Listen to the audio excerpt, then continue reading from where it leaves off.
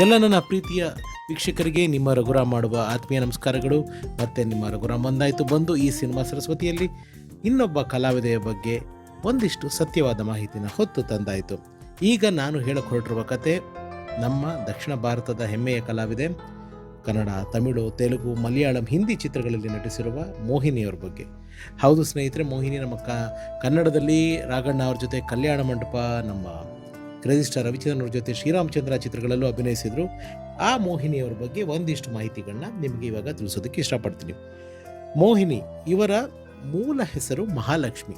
ಮನೆಯಲ್ಲೆಲ್ಲ ಇವರಿಗೆ ಪ್ರೀತಿಯಿಂದ ಮಂಜು ಮಂಜು ಅಂತ ಕರೀತಾ ಇದ್ರಂತೆ, ಅಡ್ಡ ಹೆಸರು ಅಂತೀವಲ್ಲ ಆ ಥರ ಅಡ್ಡ ಹೆಸರಲ್ಲಿ ಮಂಜು ಅಂತ ಕರೀತಾ ಇದ್ರು.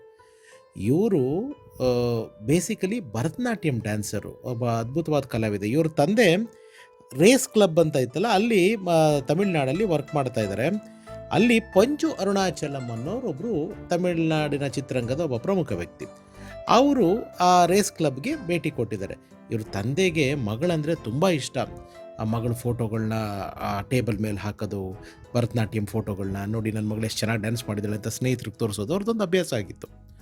ಹಾಗೆ ತೋರಿಸಿದ ಸಂದರ್ಭದಲ್ಲಿ ಈ ಪಂಜು ಅರುಣಾಚಲ ಅವರು ಮೋಹಿನಿಯವರ ಅಂದರೆ ಆವಾಗಿನ ಮಹಾಲಕ್ಷ್ಮಿಯವರ ಫೋಟೋ ನೋಡಿ ಸಿನಿಮಾಲಿ ಆ್ಯಕ್ಟ್ ಮಾಡ್ತೀಯಾ ಅಂತ ಕೇಳಿದ್ರಿ. ಆವಾಗ ಇವರು 7th ಸ್ಟ್ಯಾಂಡರ್ಡ್ ಓದ್ತಾ ಇದ್ದಾರೆ. ಇಲ್ಲ ನಾನು ಸಿನಿಮಾನಲ್ಲೆಲ್ಲ ಆ್ಯಕ್ಟ್ ಮಾಡೋದಿಲ್ಲ ಅಂತ ಸ್ಟ್ರೈಟ್ ಹೇಳ್ಬಿಟ್ಟು ಹೊರಟೋಗಿದ್ದಾರೆ. ಆ ಸಿನಿಮಾನೇ ಆವಾಗ ಇವರ ಮೋಹಿನಿಯವರ ಮೊದಲನೇ ಸಿನಿಮಾ ಇರುಮನ್ ರೋಜಾ ಅನ್ನೋ ಒಂದು ಸಿನಿಮಾ. ಆವಾಗ ಆ ಹೀರೋಯಿನ್ ಯಾರೂ ಸೆಟ್ ಆಗಿಲ್ಲ, ಆ ಸಿನಿಮಾ ನಿಂತೋಯ್ತು. ಒಂದೂವರೆ ವರ್ಷ ಆದಮೇಲೆ ಮೋಹಿನಿಯವರು 8th ಸ್ಟ್ಯಾಂಡರ್ಡ್ ಓದ್ತಾ ಇರಬೇಕಾದ್ರೆ ಮತ್ತೆ ಆ ಸಿನಿಮಾ ನಿರ್ದೇಶಕರು ಬಂದು ಕೇಳ್ಕೊಂಡು ಇದೊಂದು ಸಿನಿಮಾ ಮಾಡಿ ಅಂತ ಹೇಳಿದ್ರಂತೆ. ಯಾಕೆಂದರೆ ಈ ಫೋಟೋಗಳಲ್ಲಿ ಮೋಹಿನಿಯವರ ಆ ಡ್ಯಾನ್ಸ್ ಫೋಟೋಸ್ಗಳೆಲ್ಲ ನೋಡಿ ನೀವು ಜಯಪ್ರದಾ ಥರ ರಿಸೆಂಬಲ್ ಆಗ್ತೀರಾ, ಬೇರೆ ಬೇರೆ ನಾಯಕಿಯರ ಥರ ಕಾಣ್ತೀರಾ, ಇದೊಂದು ಪಿಕ್ಚರ್ ಮಾಡಿ ಅಂತೆಲ್ಲ ಹೇಳಿದ್ದಕ್ಕೆ, ತಂದೆ ತಾಯಿ ಹೇಳಿದ್ದಕ್ಕೆ ಅದೊಂದು ಪಿಕ್ಚರ್ ಮಾಡೋದಕ್ಕೆ ಒಪ್ಕೊಂಡಿದ್ದಾರೆ. ಇವ್ರದ್ದು ಒಂದು ಕಂಡೀಷನ್ ಏನಿತ್ತಂದರೆ ಅದರಲ್ಲಿ ಸ್ವಲ್ಪ ಇವರು ಹೈಸ್ಕೂಲ್ ಓದ್ತಿದ್ರು, ಟೀನೇಜ್ ಹುಡುಗಿಯ ಪಾತ್ರನ ನಟಿಸ್ಬೇಕಾಗಿತ್ತು. ನೀನು ಫಸ್ಟ್ ಟೇಕಲ್ಲೇ ಎಲ್ಲನೂ ಓಕೆ ಮಾಡಿದ್ರೆ ನಾನು ನಿಮಗೆ ಒಂದೊಂದು ಟೇಕ್ ಓಕೆ ಆಗ್ತಾರೋಗೇ 5 ಸ್ಟಾರ್ ಚಾಕ್ಲೇಟ್ ಕೊಡ್ತೀನಿ ಅಂತ ಹೇಳೋದಕ್ಕೆ ಸ್ಟಾರ್ಟ್ ಮಾಡಿದ್ರು. ಮಗು ಅಲ್ವಾ, ಇನ್ನು ಚಿಕ್ಕ ಹುಡುಗಿ ಅಲ್ವಾ. ಸೊ ಅದೊಂದು ಅಭ್ಯಾಸ ಆಗೋಗ್ಬಿಟ್ಟು ಅದು ಮೋಹಿನಿಯವ್ರಿಗೆ ಹೆಂಗಾಗೋಯ್ತು ಅಂತಂದರೆ ಅವ್ರು ಎಲ್ಲನೂ ಟೇಕ್ ಒನ್ ಆರ್ಟಿಸ್ಟ್ ಅಂತಲೇ ಫೇಮಸ್ ಆಗಿಬಿಟ್ಟಿದ್ರು. ಎಲ್ಲನೂ ಒಂದೇ ಟೇಕಿಗೆ ಆಲ್ಮೋಸ್ಟ್ ಓಕೆ ಮಾಡ್ತಾಯಿದ್ರು.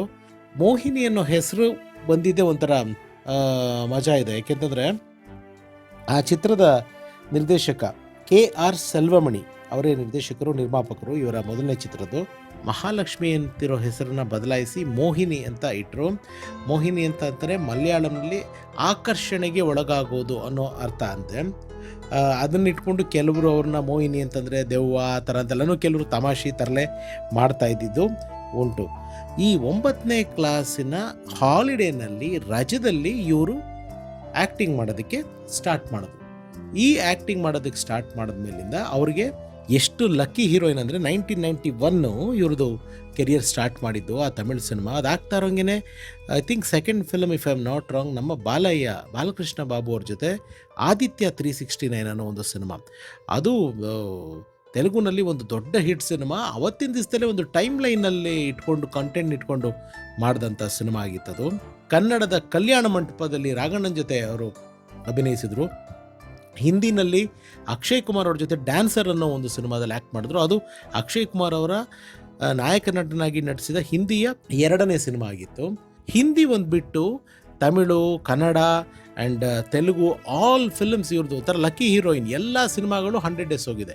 ಒಂದೇ ಇಯರಲ್ಲಿ ಅವ್ರು 4 ಭಾಷೆನಲ್ಲೂ ಆ್ಯಕ್ಟ್ ಮಾಡಿದ್ರು. ಲಕ್ಕಿ ಹೀರೋಯಿನ್ ಅಂತ ಹೇಳಿದ್ರೂ ತಪ್ಪಾಗಲ್ಲ. ಆ್ಯಂಡ್ ಶ್ರೀರಾಮಚಂದ್ರ ಸಿನಿಮಾದಲ್ಲಿ ಆ್ಯಕ್ಟ್ ಮಾಡಿದ್ರು. ಅದರಲ್ಲೂ ಒಂಥರ ಅದ್ಭುತವಾದ ಪಾತ್ರ. ತಮಿಳ ಕಲ್ಯಾಣ್ ರಾಮನ್ ಸಿನಿಮಾದಲ್ಲಿ ಶ್ರೀದೇವಿ ಅವ್ರು ಮಾಡಿದ ಪಾತ್ರ ಇಲ್ಲಿ ಶ್ರೀರಾಮಚಂದ್ರ ಸಿನಿಮಾದಲ್ಲಿ ಮೋಹಿನಿಯವರ ಪಾಲಾಯಿತು. ತುಂಬ ಅಚ್ಚುಕಟ್ಟಾಗಿ ಅಭಿನಯಿಸಿದರು. ಅವರು ಬೇರೆ ಲ್ಯಾಂಗ್ವೇಜ್ ಅವರು ಅಂತಲೇ ಅನ್ನಿಸ್ತಾ ಇರಲಿಲ್ಲ, ಅಷ್ಟು ನೈಜವಾಗಿ ಅಭಿನಯಿಸಿದರು. ಆಮೇಲೆ ಮೋಹಿನಿ ಅಂತ ಅವ್ರಿಗೆ ಸಾಕಷ್ಟು ಜನಕ್ಕೆ ನೆನಪಿಗೆ ಬರೋದು ಕಣ್ಣು. ಆ ಕಣ್ಣು ತುಂಬ ಜನಕ್ಕೆ ಒಂಥರ ಈ ಕಡೆ ಗ್ರೀನ್ ಇಶ್ಯೂ, ಬ್ರೌನ್ ಇಶ್ಯೂ ಎಲ್ಲ ಮಿಕ್ಸ್ ಆಗಿರುವಂಥ ಒಂದು ಕಣ್ಣು. ಆ ಕಣ್ಣೇ ತುಂಬ ಜನಕ್ಕೆ ಅವತ್ತಿನ ದಿವಸದಲ್ಲಿ ಒಂದು ಅಟ್ರಾಕ್ಷನ್ ಆಗಿತ್ತು. ಆ್ಯಂಡ್ ಸಾಕಷ್ಟು ತಮಿಳು, ತೆಲುಗು ಚಿತ್ರಗಳಲ್ಲಿ ಮಾಡಿದರು. ಮುತ್ತು ಚಿತ್ರದಲ್ಲಿ ರಜನಿ ಸರ್ ಜೊತೆಗೆ ಅವ್ರು ಆ್ಯಕ್ಟ್ ಮಾಡಬೇಕಾಗಿತ್ತು.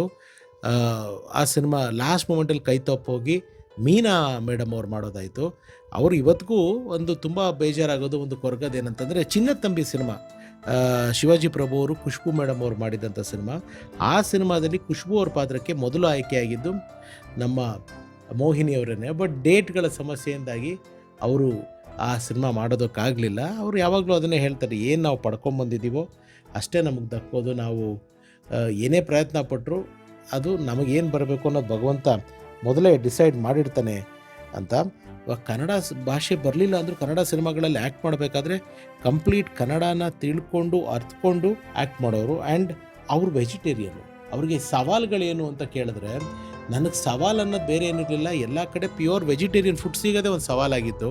ಆ್ಯಕ್ಟಿಂಗ್ ವಿಷಯದಲ್ಲಿ ಬೇರೆ ನನಗಿನ್ನು ಯಾವುದು ಸವಾಲು ಚಾಲೆಂಜು ಅನ್ನೋದು ಇರಲಿಲ್ಲ ಅನ್ನೋದು ಮೋಹಿನಿ ಅವರ ಮಾತಾಗಿತ್ತು. ಇನ್ನು ಮೋಹಿನಿಯವರು ಮದುವೆ ಯಾವಾಗಾದರು, ಮದುವೆ ಪ್ರಪೋಸಲ್ ಬಂದಿದ್ದು ಹೇಗೆ, ಮೋಹಿನಿಯವರ ಹಸ್ಬೆಂಡು, ಅವ್ರಿಗೆ ಎಷ್ಟು ಜನ ಮಕ್ಕಳಿದ್ದಾರೆ, ಈ ಎಲ್ಲ ವಿವರನೂ ನಾಳಿನ ಸಂಚಿಕೆಯಲ್ಲಿ ನಿಮಗೆ ಅವರೆಲ್ಲರ ಫೋಟೋ ಜೊತೆಗೆ ಹೇಳ್ತೀನಿ. ಇದು ಸಿನಿಮಾ ಸರಸ್ವತಿ ಬೆಳ್ಳಿ ಪರದೆಯ ಸತ್ಯ ಕಥೆಗಳ ಪ್ರಸ್ತುತಿ. ನಾನು ನಿಮ್ಮ ರಘುರಾಮ್. ಎಲ್ರಿಗೂ ಒಳ್ಳೆಯದಾಗಲಿ. ಸರ್ವೇ ಜನ ಸುಖಿನೋ ಭವಂತು. ನಮಸ್ಕಾರ. Love you all.